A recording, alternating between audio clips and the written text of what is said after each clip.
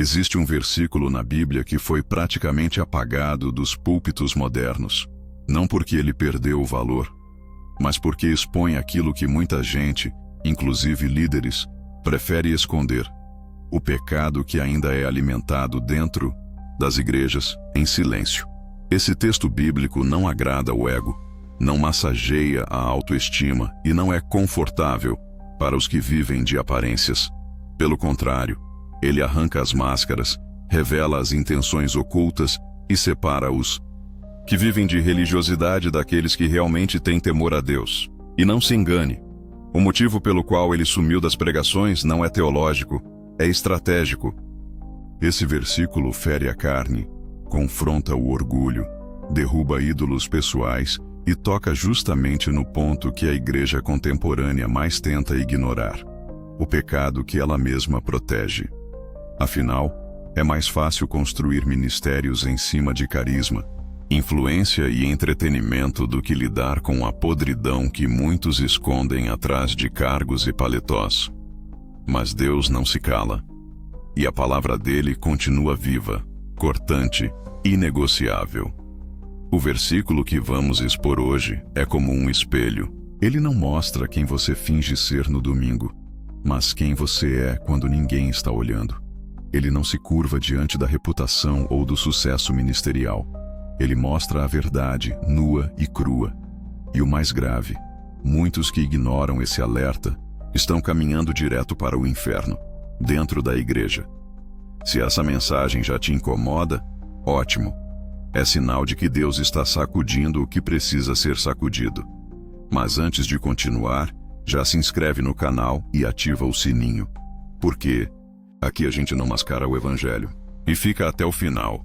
Porque além de revelarmos qual é esse versículo esquecido, vamos te mostrar como ele se conecta diretamente com a realidade da igreja hoje e com a sua vida. E se você sente que precisa viver um cristianismo mais profundo, mais real, mais fiel ao que Deus quer, o treinamento Formação de Discípulos está na descrição. Uma jornada para quem não aceita mais ser só mais um frequentador de culto. O mais perigoso não é o pecado que o mundo comete. É o pecado que se esconde dentro da igreja, mas ninguém tem coragem de apontar. E o mais impressionante é que em algum momento, Deus já gritou contra isso nas Escrituras. Mas o que a igreja fez? Silenciou o versículo. Enterrou o texto. Ignorou o alerta. Esse versículo não some por acaso. Ele é evitado porque não combina com o cristianismo moderno, superficial e conveniente, que ensina as pessoas a sentirem-se bem em vez de sentirem temor. Ele não cabe nos sermões motivacionais, nem nas campanhas de 7 dias de vitória. Esse versículo é como uma espada que fere o coração de quem insiste em viver com um pé no mundo e outro na igreja. E é exatamente por isso que ele precisa ser trazido de volta à luz. Mas antes de revelar qual é, você precisa estar preparado. Porque ao ouvir essas palavras e entender o peso que carregam, você não vai conseguir mais fingir que não, sabe? Esse versículo não permite neutralidade. Ou você se arrepende, ou endurece o coração, e é por isso que tantos líderes preferem não citá-lo, porque ele é um divisor de águas. Ele revela o que está escondido. Ele não trata de pecados escandalosos, ao menos não no que os homens veem. Ele fala de um mal que se disfarça de zelo, que se esconde atrás de orações, de jejum, de ministério, de paletó e gravata. Um pecado que já destruiu ministérios, casamentos, igrejas inteiras, e que segue vivo alimentado pelo silêncio cúmplice dos altares. E se você sente esse peso agora, é porque esse versículo está mais perto da sua realidade do que você gostaria de admitir. Mas é justamente por isso que ele precisa ser exposto. Porque Deus não quer que você continue enganado. Ele quer te libertar. Ele quer te sacudir. Mas para isso, você vai ter que encarar a verdade inteira. Esse pecado não está nos noticiários. Ele não escandaliza o mundo, porque o mundo já está mergulhado nele. Mas ele escandaliza o céu. E o que o torna mais perigoso é que ele não é cometido por descrentes, mas por crentes que se acham espirituais, mas vivem em trevas. Eles oram, cantam, pregam, mas carregam no coração uma raiz que Deus abomina, e que esse versículo denuncia com força. É um pecado que divide a igreja, que destrói relacionamentos, que sabota ministérios, e mesmo assim é protegido como se fosse aceitável. Muitos até o disfarçam com discursos bonitos. É só uma opinião, é só um comentário, foi só um desabafo. Mas para Deus não existe meio pecado. Ou é luz ou é treva. E o versículo que foi silenciado deixa isso escancarado, com uma clareza que dói. Você já percebeu como certos temas são evitados em pregações? Como há uma lista não escrita de versículos desconfortáveis que quase nunca são lidos no púlpito? Não é coincidência. A palavra de Deus confronta. Ela não foi feita para nos agradar, mas para nos quebrantar. E quando a igreja para de pregar aquilo que confronta, ela para de ser igreja e se torna um clube religioso, onde todos se sentem bem, até descobrirem que estavam indo direto para o inferno com a Bíblia na mão. Esse versículo tem o poder de abrir os olhos, ou de endurecer de vez o coração. Ele não é um daqueles textos que você pode ouvir e seguir como se nada tivesse acontecido. Ele exige decisão, posicionamento, arrependimento. E é por isso que ele é tão perigoso para os religiosos, mas tão necessário para os que querem viver uma fé real. Você pode não saber qual é ainda, mas se já está desconfortável, é porque Deus está preparando o seu coração para ouvir o que muitos não têm coragem de dizer. E quando a verdade vier, ela vai rasgar a alma, mas também vai libertar, se você deixar. Você já percebeu como alguns pecados são tratados como menos graves dentro da igreja? Como há uma espécie de tolerância seletiva, onde adultério, mentira ou impureza são denunciados com força, mas outros erros, mais sutis, são escondidos debaixo do tapete sagrado da religiosidade? Esse é justamente o tipo de pecado que esse versículo denuncia. Não é aquele que explode em escândalo, é o que corrói por dentro, silenciosamente. É o que destrói a comunhão, enfraquece a oração, rouba a autoridade espiritual, mas ninguém quer lidar com ele. E talvez, se você olhar ao seu redor, vá perceber isso. Crentes que servem com excelência, mas são ácidos com quem pensa diferente. Irmãos que pregam sobre amor, mas se alegram quando o outro cai. Pessoas que decoraram a doutrina, mas usam a verdade como espada para ferir, não para libertar. Tudo isso aponta para esse pecado. Um pecado que finge zelo, mas é veneno, que se disfarça de santidade, mas tem cheiro de morte. O mais alarmante é que esse tipo de conduta é cada vez mais comum, e ninguém a confronta. Os líderes silenciam para não perder membros. Os irmãos toleram para não gerar atrito. E o diabo, que conhece a fraqueza da igreja, ri enquanto vê o povo de Deus se destruindo internamente.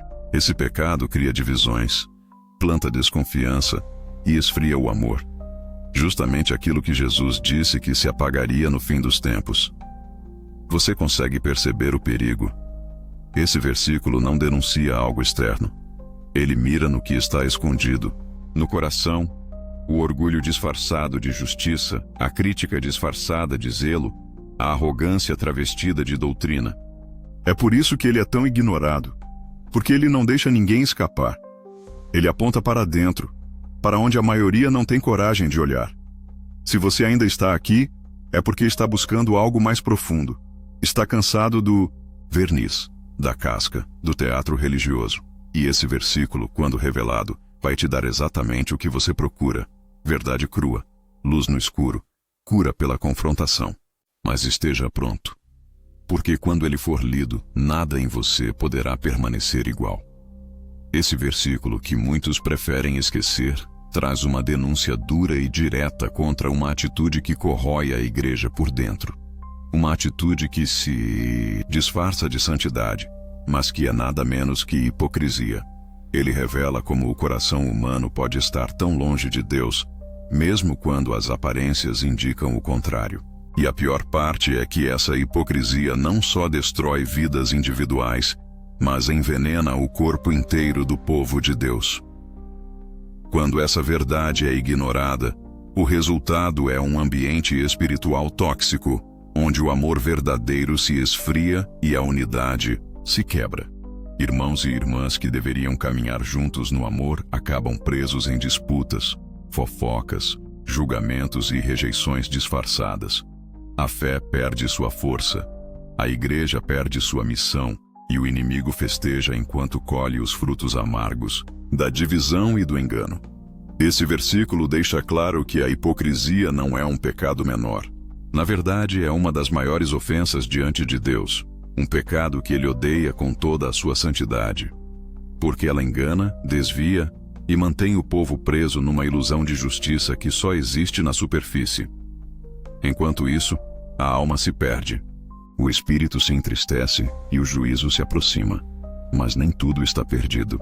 O mesmo versículo que denuncia esse mal também oferece um caminho para a restauração, um convite ao arrependimento sincero e à transformação verdadeira. Porque Deus é misericordioso e quer ver o seu povo limpo, curado e vivendo em santidade real. Ele chama cada um de nós para uma reforma do coração, para uma fé que não seja apenas de palavras, mas de obras e atitudes genuínas. Por isso, é urgente que você ouça esse alerta com atenção. Não permita que essa hipocrisia tome conta da sua vida espiritual. Não se engane achando que Deus aceita um coração dividido, uma fé superficial ou um serviço apenas de fachada. Esse versículo, embora silenciado, é um grito da verdade que pode salvar a sua alma, se você decidir ouvi-lo e agir. A hipocrisia dentro da igreja é uma praga silenciosa que corrói não só as vidas individuais, mas o próprio corpo de Cristo. Ela se infiltra disfarçada de fervor, de compromisso, até mesmo de amor, mas é vazia, fria e mortal para a alma. Pior do que isso, ela se alimenta do silêncio daqueles que preferem não confrontar a verdade para não perder o conforto das aparências. E é exatamente esse silêncio cúmplice que permite que o mal cresça e que tantas almas se percam sem sequer perceberem. O versículo que foi silenciado não só denuncia essa realidade, ele também revela o juízo que aguarda os que persistem nela. Deus é santo e não tolera o fingimento ou a falsidade no seu povo. Ele deseja um coração íntegro, uma vida transparente, uma fé genuína que se manifeste em ações de amor, humildade e justiça.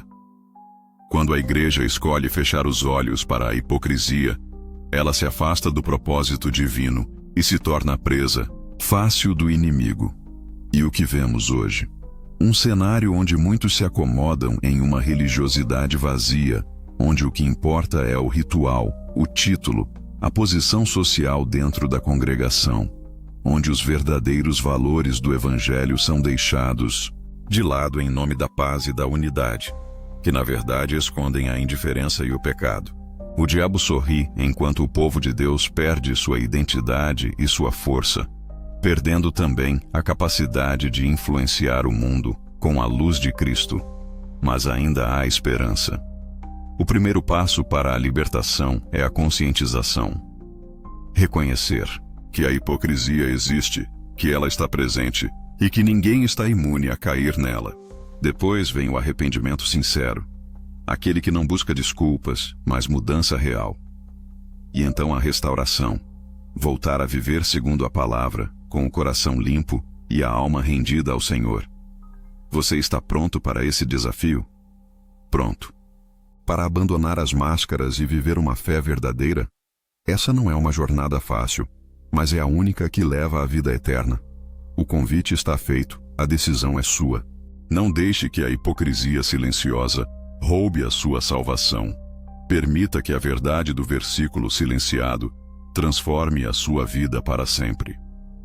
Agora que o versículo foi revelado, não dá mais para desver. Tito 1,16 não é apenas uma crítica, é uma sentença espiritual. Ele escancara uma realidade que muitos preferem ignorar. Existem pessoas que vivem como se fossem de Deus, mas estão totalmente rejeitadas por ele. A boca diz, Senhor, Senhor, mas a vida desmente cada palavra. O serviço é bonito, mas o caráter é podre. A aparência é piedosa, mas o coração é cheio de vaidade, arrogância e dureza. Esse é o tipo de fé que não resiste no dia da prova. É uma fé de palco, construída em cima de performance, mas sem raiz, sem cruz, sem renúncia. E Deus está dizendo: eles são desobedientes, detestáveis, desqualificados. Você tem noção da gravidade disso? Não é o pastor que está rejeitando, não é o irmão da igreja, é o próprio Deus dizendo: não serve, não me representa. É duro, é cruel para quem está acomodado, mas é justo. E se dói, é porque ainda há esperança. E a pergunta que esse versículo grita é: quantos de nós estão vivendo exatamente assim? Quantos seguem afirmando que conhecem a Deus, mas negam isso com atitudes, com a maneira como tratam as pessoas, com a falta de misericórdia, de perdão, de humildade, com a vida dupla, crente no domingo, carnal na segunda? Deus está cansado de gente que sabe falar bonito, mas não vive o que prega. Gente que recita versículos, mas não se humilha diante da palavra. Gente que tem ministério, mas não tem fruto. Gente que tem posição, mas não tem quebrantamento. E é por isso que esse versículo foi silenciado. Porque ele derruba títulos, expõe vaidades, quebra sistemas inteiros baseados em aparência. Mas Deus nunca quis uma igreja cheia de atores. Ele quer um povo cheio do Espírito. E a boa notícia é que esse versículo, mesmo sendo um golpe duro, pode ser o início de uma restauração profunda. Mas só para quem tiver coragem de olhar no espelho e dizer: Senhor, sou eu. Chegamos ao ponto onde não dá mais para fugir. Você ouviu, leu e entendeu o que Deus disse em Tito 1,16. Afirmam que conhecem a Deus, mas por seus atos o negam. São detestáveis, desobedientes e desqualificados para qualquer boa obra. Agora, a pergunta não é mais: quem será que vive assim? A pergunta é: será que sou eu? Será que minha vida tem negado o Deus que minha boca diz conhecer? Será que minha fé é de verdade? Ou é só fachada? Talvez você esteja servindo na igreja há anos, liderando ministérios, ensinando outros. Talvez seja respeitado, elogiado, admirado. Mas Deus não se impressiona com isso. Ele vê o coração. E quando o coração está cheio de orgulho, vaidade, amargura, julgamento e religiosidade, não adianta orar bonito, não adianta cantar forte, não adianta pregar bem, porque Deus não se deixa enganar. A igreja pode bater palmas, mas o céu pode estar em silêncio. Esse versículo revela que o problema não é falta de religiosidade, é excesso dela, sem raiz no arrependimento. É gente que já aprendeu a se comportar como cristão, mas nunca nasceu de novo. Gente que aprendeu a linguagem do reino, mas nunca se rendeu ao rei. E é por isso que Deus diz: estão desqualificados. Não é que ele não os ama, é que ele não pode confiar ministérios, dons, influência e autoridade a quem vive, negando-o nas atitudes. E aqui está o mais assustador. Essas pessoas nem percebem, porque estão tão acostumadas com a rotina da fé, tão cheias de certezas religiosas, tão envolvidas com o sistema, que perderam o temor. Acham que estão firmes, mas já caíram há muito tempo. E continuam se movendo dentro da igreja, como se tudo estivesse bem. Mas estão mortos espiritualmente. Vivem da reputação do passado. Carregam uma Bíblia, mas não têm mais quebrantamento diante dela. Você consegue sentir o peso disso? Não estamos falando de pecadores declarados. Estamos falando de religiosos que se tornaram frios, mecânicos, indiferentes à voz de Deus, que já não choram mais por seus pecados, que já não se arrependem, que até se emocionam com a palavra, mas não obedecem, e o pior, continuam dizendo que conhecem a Deus. Mas os céus dizem, negam com os atos. Isso não é simbólico, isso é literal. Tem gente hoje que está dentro da igreja, mas está em rota de colisão com o inferno. E ninguém diz nada, porque é mais fácil manter as aparências do que romper com o orgulho. Mas Deus está dizendo: chega. É hora de parar de brincar com a fé. É hora de abandonar a religião e buscar um relacionamento real. É hora de rasgar o coração diante de Deus, pedir perdão e dizer: Senhor, me liberta de mim mesmo. Me livra da hipocrisia. Me transforma. Essa é a única resposta possível para quem foi tocado por esse versículo. Porque ele não foi feito para ofender, foi feito para acordar. Se hoje você sentiu Deus te confrontando, se percebeu que está mais longe do que achava, ou se entendeu que precisa viver uma fé mais real e profunda, não ignore esse momento. Não dá para sair desse vídeo como se fosse só mais um. Ou você endurece, ou você se rende. E se decidir se render, então ouça isso. Você não está sozinho. Na descrição deste vídeo tem um link para a formação de discípulos, uma jornada completa que vai te levar a romper com a superficialidade e viver um cristianismo bíblico profundo, cheio de frutos e temor. Esse é o tempo de parar de apenas frequentar a igreja e começar a ser igreja. De parar de parecer cristão e começar a viver como filho de Deus. Não é tarde demais, mas o tempo está acabando. Que essa verdade não seja apenas mais uma que você ouviu, mas a que te libertou.